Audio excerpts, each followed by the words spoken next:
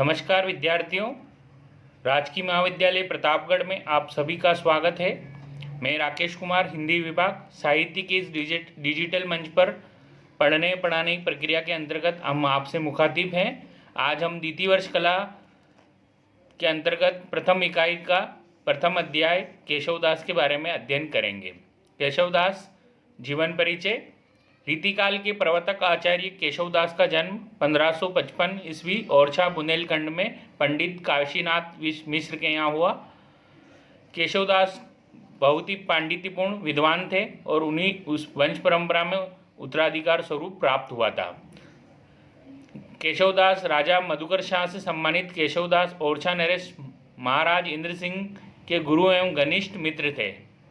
बुंदेलखंड के कारण वे ब्रज भाषा से प्रभावित होने के कारण उन्होंने काव्य रचना का जो आधार भाषा है वह ब्रज भाषा ही रखी, किंतु संस्कृत का परिष्कृत और पांडित्य और हृदय के स्थान पर बुद्धि का वर्चस्व केशवदास की रचनाओं में सर्वत्र व्याप्त है। प्रमुख रचनाएं रसिक प्रिया, कवि प्रिया, रामचंद्रिका, रतन बावनी, वीरदेव सिंह चरित्र, विज्ञान गीतिया, जहांगीर जस चंद्रिका, नक्षिक और छंदमाल।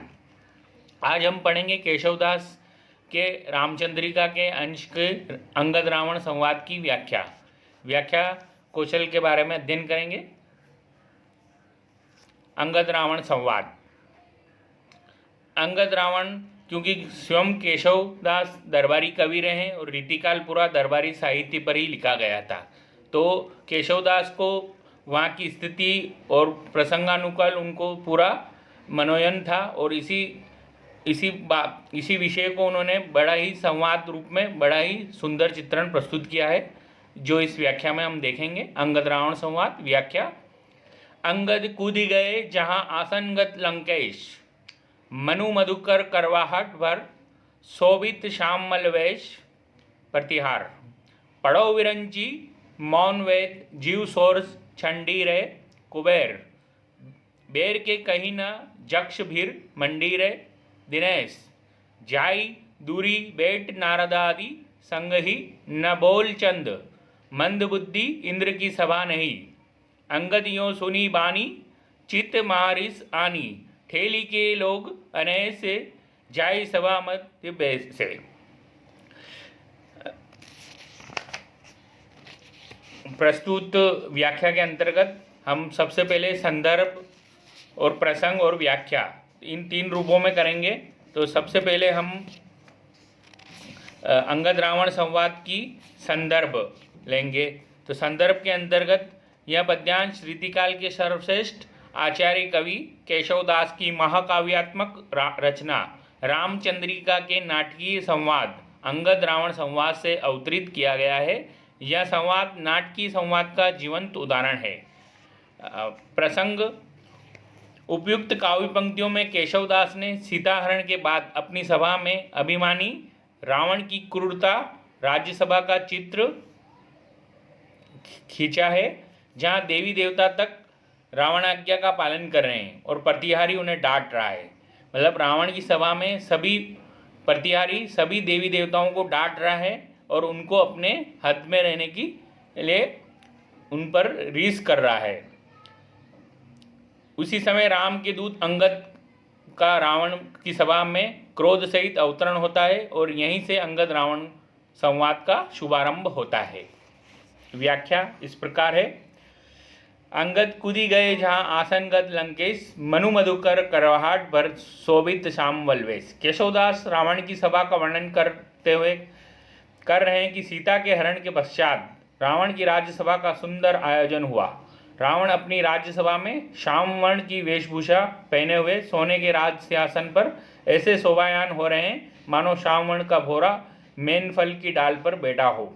लंकेश की सभा में अचानक कूद पड़े राम के दूत अंगद को रावण की यह स्थिति देखकर आश्चर्य हुआ।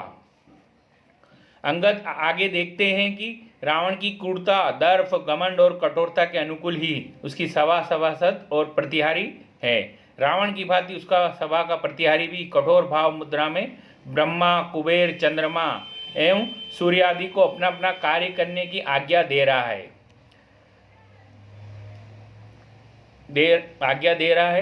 और ब्रह्मा आप जीव जंतु और आत्माओं के शोरगुल को छोड़ो और मौन रहकर वेदों का निरंतर उच्चारण करो। पढ़ो विरंची मौन वेद, जीव शोर छंडी रे, कुबेर बेर के कहीं नहीं जक्ष भीर मंडी रे। अर्थात हे कुबेर, यहाँ कोई सब्जी मंडी नहीं है, यक्ष यक्षिणियों के बारे में समय गंवाने का स्थान नहीं, रावण की सभा है ये, अतः चुप रहो और धनवर्षा के बारे में ही बोलो। दिनेश जाय दूरी बैठी नारदादि संग ही, न बोली चंद मंद बुद्धि इंद्र की सभा नहीं। हे सूर्य, तुम सभी देवताओं से कम ही बात करो और फिर उठो और इधर बैठो दूर जहाँ नारद आदि ऋषि बैठे हैं। हे चंद्रमा, तुम्हारी अंदर बुद्धि का अभाव है, इसलिए शायद अधिक बोलते रहते हो। तुम कम बोला करो, क्योंकि यह इंद्र की सभा नहीं, यह रावण की सभा है। अंगदियों सुनी बानी चित्त महारसी आनी, ठेली के लोग अने से जाई सभा मध्य बैसे। केशवदास कहते हैं कि अंगद रावण की सभा में बड़े खड़े देवताओं की इस दुर्दशा और अपमान को देखकर चित्त में भयंकर क्रोधित हुए और क्रोध के आवेश में राज्यसभा में बैठे सभासदों को बुरी तरह इधर उधर दूर करते हुए रावण की सभा के बीच रावण के सामने जाकर बैठ गए। अर्थात अंगद ने रावण की देव विरोधी कार्यादेश के प्रति अपना क्रोध अभिव्यक्त करते हुए उसे चुनौती दी। प्रस्तुत व्याख्या के अंतर्गत विशेष संदर्भ यहाँ रहेगा कि देव विरोधी शासक रावण के अत्याचारों और देव विरोधी कार्यों का यथार्थ चित्रण हुआ है। रावण की राजसभा का दरबारी संस्कृति के अनुकूल चित्रण हुआ है। अंगद तथा देवताओं पर हुए अत्याचार के प्रति क्रोधित होना रामत्व का महत्व प्रतिपादित करता है। भाषा साहित्यिक ब्रज है और प्रसंगानुकाल तथा पात्रानुकूल है। संक्षिप्त संवादों में रावण की मनोदशा अनुकूल राजसभा का परिवेश जीवंत हो उठा है। ओज गुण एवं गौड़ी रीति का दरबारी संस्कृति के अनुकूल निर्वाह हुआ है। प्रतिहारी के आदेश में ध्वनात्मकता है। मनु मधुकर करवट पर शोभित सामवेश में उत्प्रेक्षा अलंकार है। प्रस्तुत व्याख्या के अंतर्गत हमने देखा अंगद रावण संवाद का प्रथम दृश्य, जिसके अंतर्गत हमने यह अध्ययन किया कि किस तरह से रीतिकाल में जो दरबारी कवि केशवदास ने इसमें पूरी अपनी जीवंतता डाल दी है और एक तरह से बिंब प्रस्तुत किया है रावण अंगद दरबार का। विद्यार्थियों से निवेदन है कि आप इस अधिक से अधिक विद्यार्थियों को इसमें सहभागी बनाएं और पढ़ाई का कोरोना काल के अंतर्गत आप अपनी पढ़ाई का अध्ययन का लाभ लें। नमस्कार।